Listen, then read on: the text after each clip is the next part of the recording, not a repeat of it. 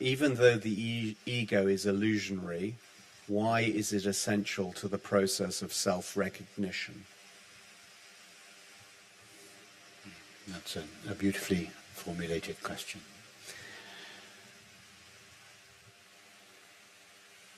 So, I know you know this, but just by way of background, I want to describe the difference between something that is an illusion and something that is not real.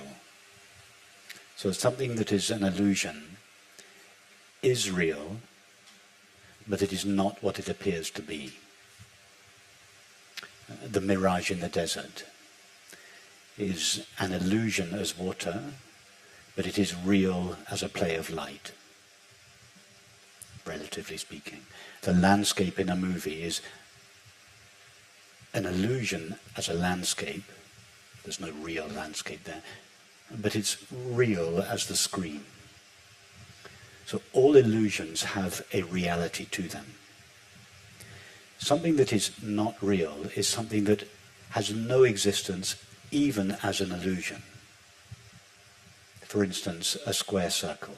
Can any of you imagine even the illusion of a square circle?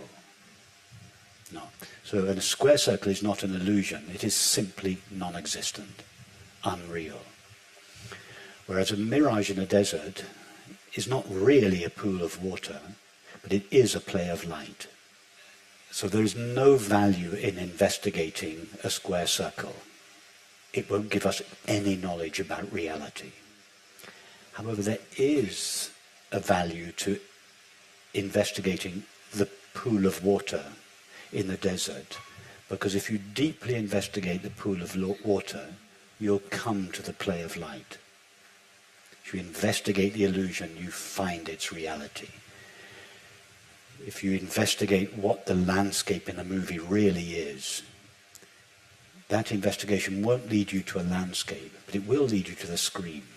So if one makes a deep investigation of an illusion, it leads to its reality. One more analogy. The rope that seems to be a snake, the traditional metaphor, the snake is not unreal. Something is there. It's not non-existent, but it is an illusion. The reality of the snake is the rope. But if all you know is the snake, then you have to investigate what you consider to be a snake. You can't investigate the rope because you don't know it's a rope. You think it's a snake. So if we make a deep investigation of the snake, that is the illusion, it will lead to the recognition of its reality, the rope. Well, the ego is not non-existent. There is something. Everybody now has the feeling of I, or the feeling of being myself. Not just all of us, but all 8 billion of us have the feeling of I, or being myself. Now, most people don't know what that I truly is. They think that I is a temporary finite self. That temporary finite self is an illusion, but it's not unreal. There is something there. There is something to the separate self. In other words, there is a reality to the illusory self. But most people don't know the reality of the illusory self, but they do know the illusory self. They do know the ego, so they are told, okay, investigate your ego. Investigate the feeling of separation. Investigate the separate self that you seem to be. If you go deeply into that, if you investigate the snake, you cannot help but find the rope. It's the same. The ego, the sense of separation, is what most people feel and believe themselves to be. Then investigate it. If you go deeply into it, you will find its reality, the true and only self of infinite awareness. One more analogy. If King Lear investigates who he considers himself to be, King Lear thinks he is King Lear. Okay, King Lear, that's what you think. Explore it. It's no good talking to King Lear about John Smith. He's got no idea who John Smith is. But he does believe and feel, I am King Lear. Okay, you start where you are. Explore who King Lear really is. King Lear starts to explore who King Lear really is. King Lear is an illusion, but John Smith is his reality. And if King Lear investigates who King Lear really is, he won't find King Lear.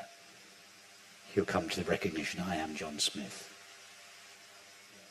That's why when Ramana Maharshi was asked, self-inquiry, and I'm paraphrasing him now, when he was asked, which self are we inquiring into when we, in self-inquiry, are we inquiring into the illusory self or into the real self? And he responded, it doesn't matter.